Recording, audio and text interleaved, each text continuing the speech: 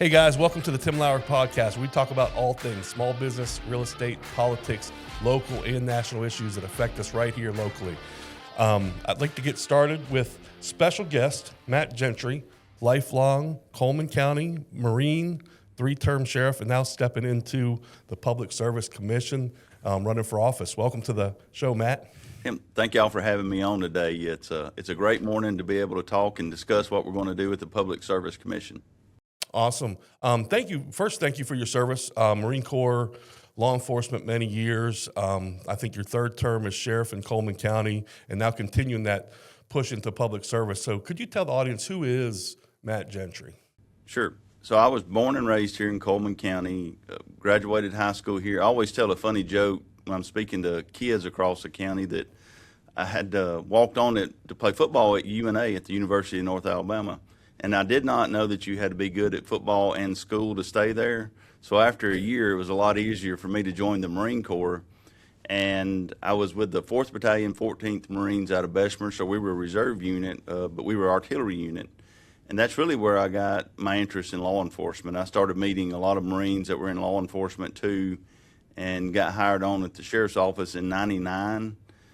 So from 1999, worked my way from jail, patrol. I went to Narcotics in '04 and spent 11 years in drug enforcement, taking over the drug task force. The last 4 was at DEA out of Birmingham, and then ran for office in '14. Was elected sheriff at 35 years old, and been the sheriff for the last 12 years. The last 2 terms I ran unopposed. So, Awesome. So a lot of experience you're bringing to the table. What was the moment that, was there a certain moment, and I know you said when you were in the Marine Corps, but was there a certain thing that drew you to law enforcement? When I first started looking at law enforcement, I was thinking about the career, and I was talking to all these other Marines, and they said it's a job where you get to drive fast, you get in fist fights, and probably even shoot out. So I was like, oh, hey, that's great. I'm a Marine, and that sounds like a fun job. Nice. What's one of the wildest things you've ever seen in law enforcement or the sheriff's department? Oh, I've had a lot.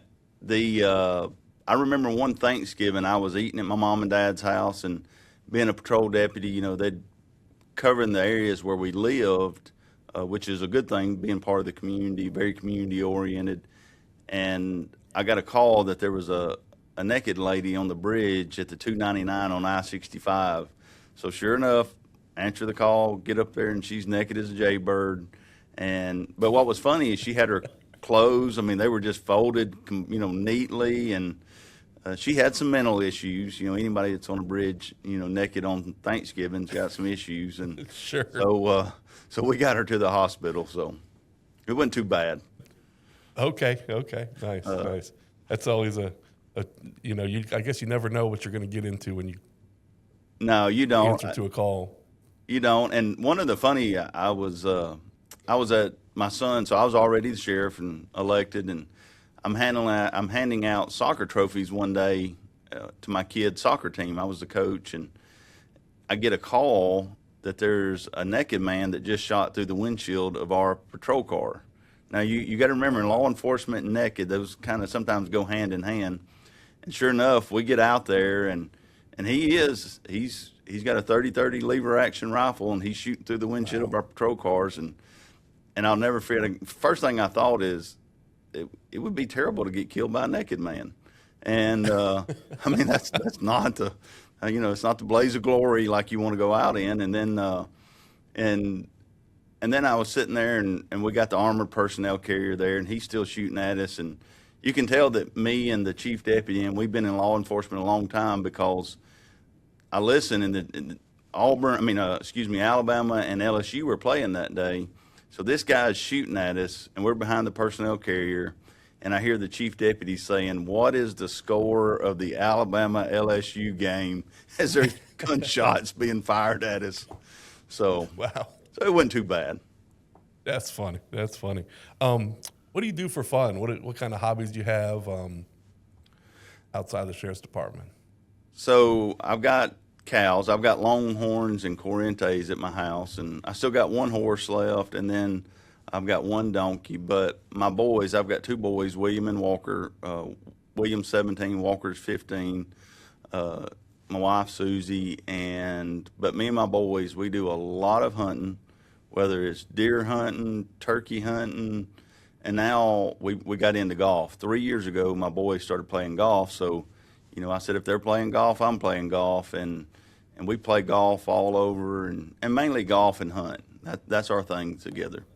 Hope you're enjoying the Tim Lauer podcast so far. We talk about all things small business, real estate, politics, local and national issues that affect you most. Make sure to like, share, and subscribe to the channel, and be sure to drop a comment below. I read and reply to each and every one. Now let's get back to it.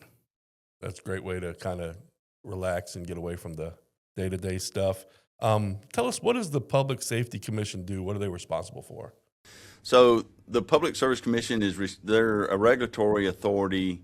They regulate Alabama Power, trucking companies, railroad, natural gas, fiber, broadband, Uber, the Port of Mobile.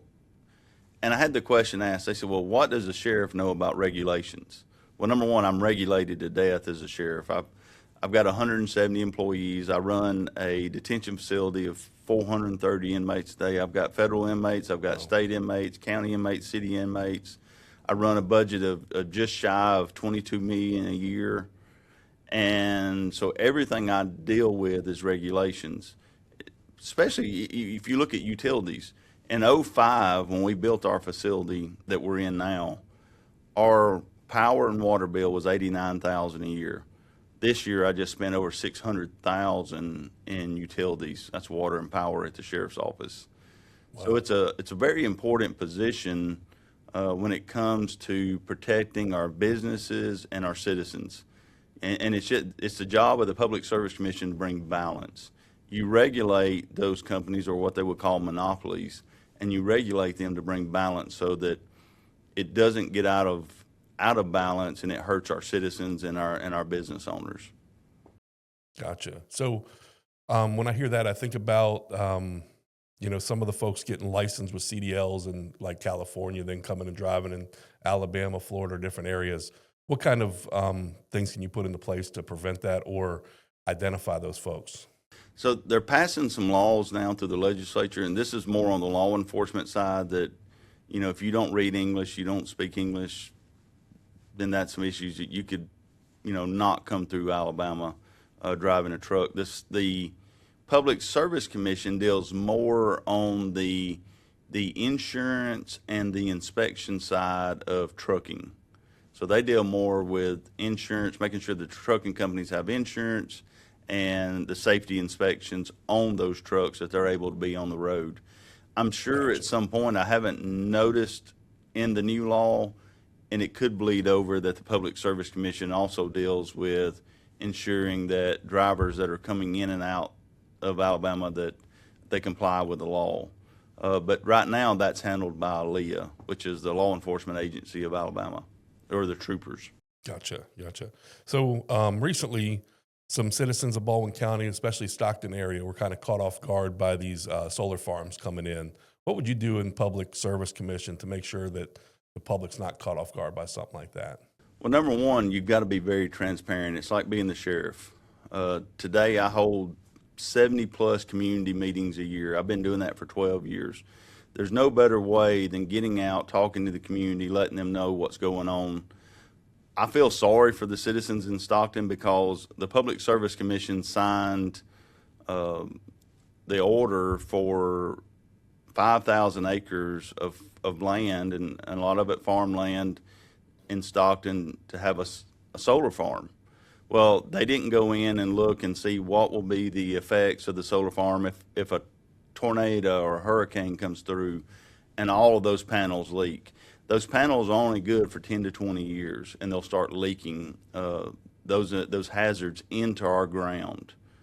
And what is the long-term effect? Because if it starts leaking into the ground, it's going to hit our waterways, our streams, and not only will it affect that 5,000 acres, it's going to affect land all around those 5,000.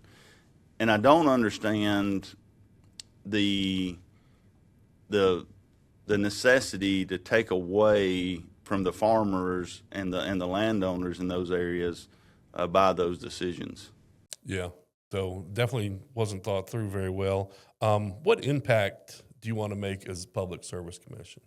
Well, first and foremost, I think we need transparency and leadership that will stand up and be a voice for all Alabamians. If you've noticed, the Public Service Commission was a position that when I announced in May, nobody knew anything about, and the last 2 months has been the hottest topic in Montgomery. And I believe it's because, number one, we've brought awareness to this position since we've been running, and the importance. Most people did not know the importance of the position until the last 2 months. And then you started seeing the power rates and everything that's going on, and they just need somebody that will stand up and be the voice for all Alabamians and these business owners and to bring balance. Gotcha. And how is your experience going to help you in that position? Well, as sheriff, my job is to keep balance in the community. My job is to make sure that our business owners are taken care of, that our citizens are taken care of, and that our citizens can go throughout the community, feel safe, and know that their best interest is at heart of everything that we do. The concept is the same with the Public Service Commission. When I go out, I want my farmers, I want my business owners, I want my citizens to all be taken care of with a balance, and that's very important. Great. So I've been up to Cullman. We went up there for some Republican events, and you guys are pretty popular for the concerts up there. We are. What does that look like when you guys are from the Sheriff's Department? Yes. So when Rock the South comes, and that's what we average 30 to 40,000 people a night, and now it's a 3-day event, which it just got moved to Morgan County, which is a county north of us. But we're all hands on deck, and we take care of the outside of the gates. Now, I've got people on the inside, but our main job is to make sure that the citizens around the concert are taken care of, and that's what we do. But yeah, it's a huge event. So in 21, we had Rock the South. They called me and they said, Sheriff, we've got Rock the South this weekend. We've got something else coming the next weekend. Can y'all handle it? And I said, well, we'll handle whatever is thrown at us. And the next weekend is when President Trump came. A man who's done a fantastic job, Sheriff Matt Gentry. Thank you, Matt. Thank you, Matt. Cullman. Yep. And so we had 66,000 people there for the Trump rally. And we did the convoy in with President Trump and the motorcade, and my guys took care of that. And I was the last person to get to talk and meet with President Trump before he went on the stage. And so I deputized him a deputy sheriff in Cullman County. And after I did that, I told him my first order with him being a deputy sheriff is to go to Washington, D.C. and put Pelosi in jail. And he laughed and had a great time with it. So the picture that's on Facebook and on all of my brochures is where I deputized him. Okay, awesome. Yeah, I've seen that picture. That's awesome. Mm-hmm. That's a great story. How's it to run for office? How's your family handling it? Oh, they're handling it fine. The blessing for me is my boys are older. I've been in politics 12 years now. I mean, my boys were 3 and 5 when I ran. So my wife, she works and we work. So it's a good balance, and they're used to me traveling and doing and being gone and taking care of the community. So that's something they're very used to. But when we're at home, then I'm at home with them and take care of them at home too. So gotcha. So we're going to shift gears. Let's kind of get into a little bit of small business and real estate. So with the Public Service Commission being a direct effect of utility bills and different things like that, obviously that could translate over to affordable housing or property values as well. So what do you think the impacts are for that? And what can you do to help sustain property values across Alabama? Well, I just got and received the realtor's endorsement 2 weeks ago. And one of the things I talked to them about is working to lower power rates, because when we lower power rates, then we have more recruitment, but also making it where we have good, stable energy natural gas, all of those things that we need to survive in life and to make it affordable for our citizens, but also be part of those communities, whether it's Manufacturer Alabama, whether it's realtors, to help bring success. When the Realtors Association asked me, they said, would you be willing to travel to Madison or Baldwin or Mobile? It doesn't matter, to help recruit industry, to help recruit housing, to make sure that it's affordable, to make sure that we can put things in place that help developers to do it correctly. Would you be willing to do that? And I've been boots on the ground all my life, so 100% I would be there to help make that process easy for our realtors and our developers. Awesome. Awesome. Now, as far as internet and fiber, obviously important to rural communities and to small businesses. Do you see any opportunities there? I do, working with local county and city governments. Of course, being the sheriff, I've worked with the county commissions for years. I know a lot of the county commissioners. I know a lot of the mayors. And having someone that they can call and just say, what can you do to help us bring in fiber, broadband, whatever we need to those areas. And even if it's something that you're not directly dealing with, you will know the contacts, how to get them to those points and bring that into their communities. Gotcha. Now, nationally, we've seen some pushback on ICE and law enforcement in different areas. In Cullman County, do you guys cooperate with ICE enforcement and help them, not house, but put some of those folks in your jails while they're on waiting? So it's really it's not changed a whole lot for us here. I mean, we've been operating the same way for years, where if we respond to a call and we arrest somebody and we bring them in, we book them into the detention facility and we run their fingerprints.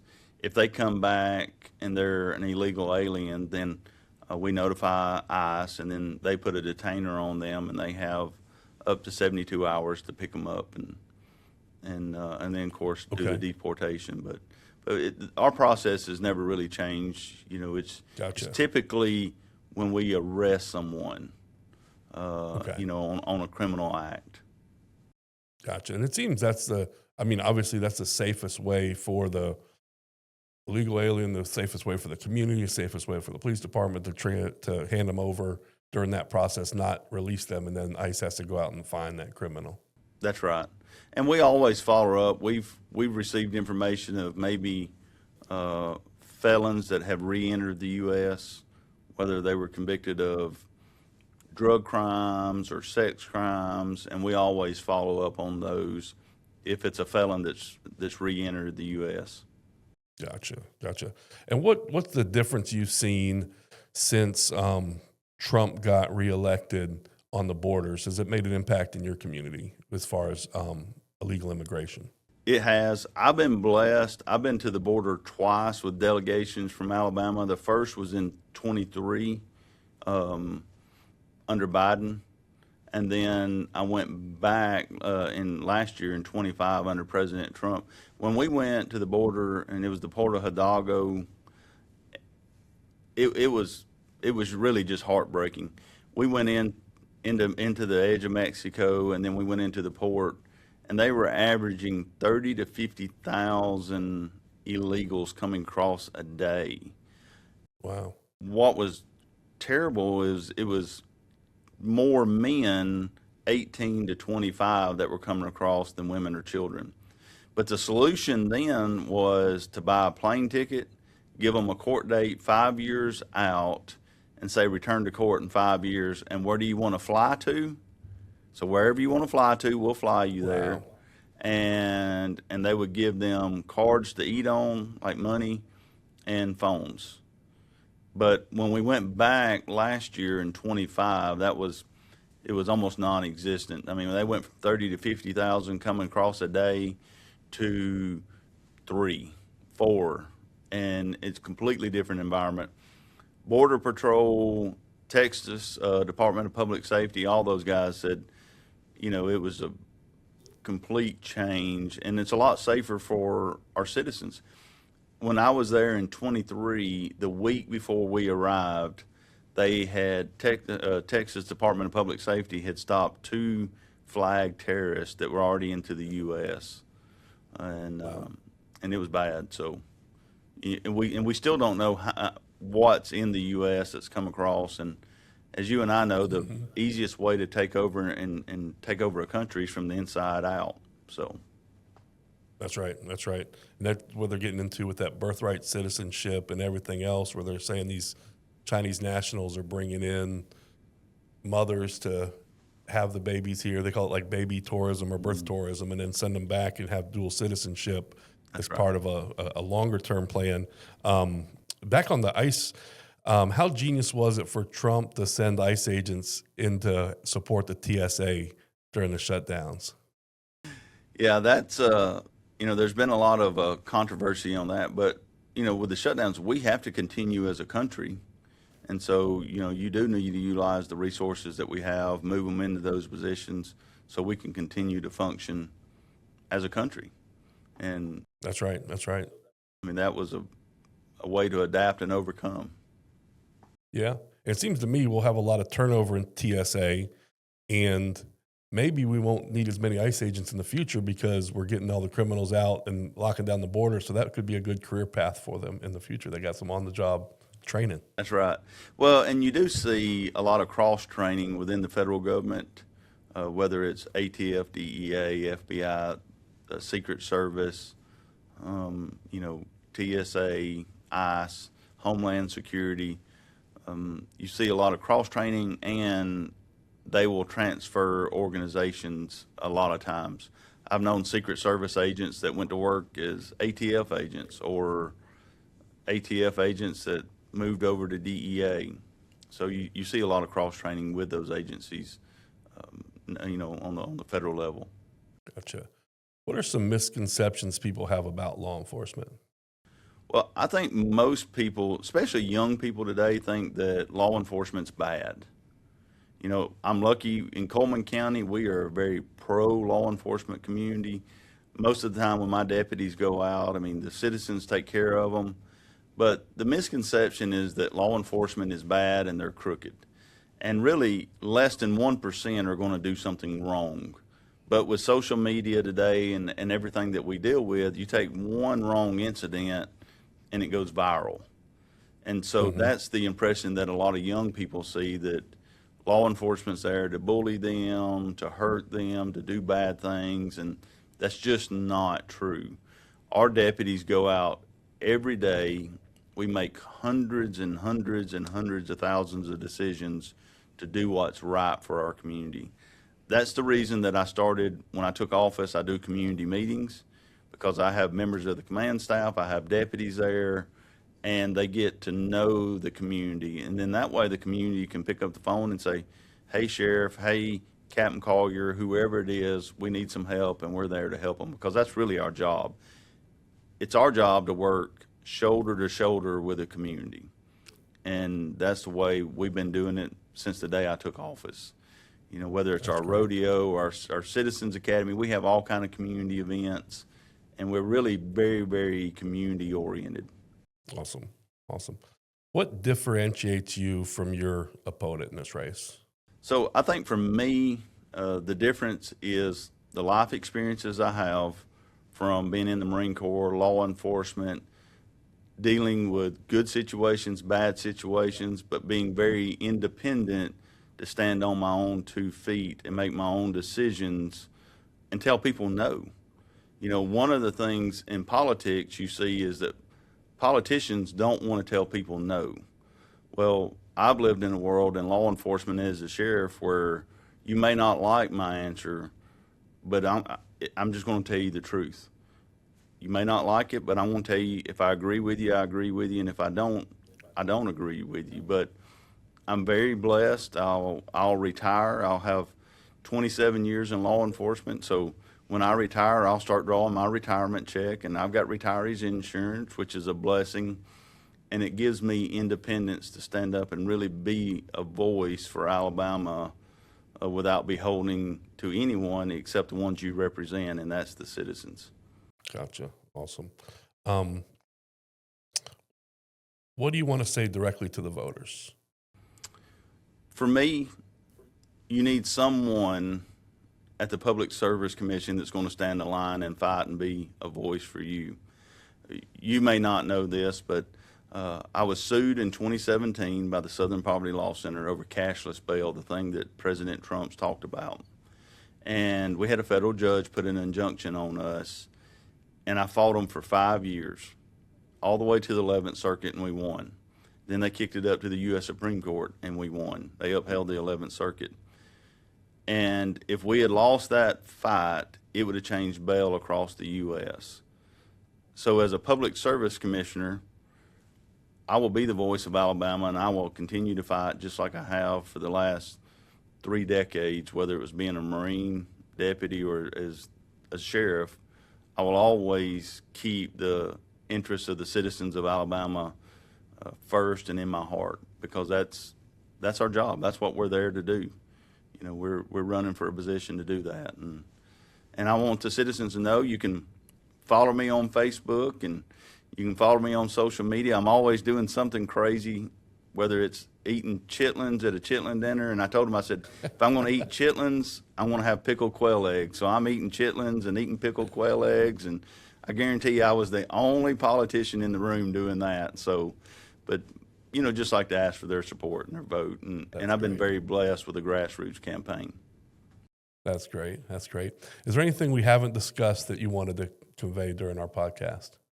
You know, I just think the importance of the position, it's a position that nobody knew anything about, but it is one of the most important positions in Alabama because it has to do with economic stability and growth and development. And you need a leader that will stand up and protect our citizens, that will protect our business owners and be their voice.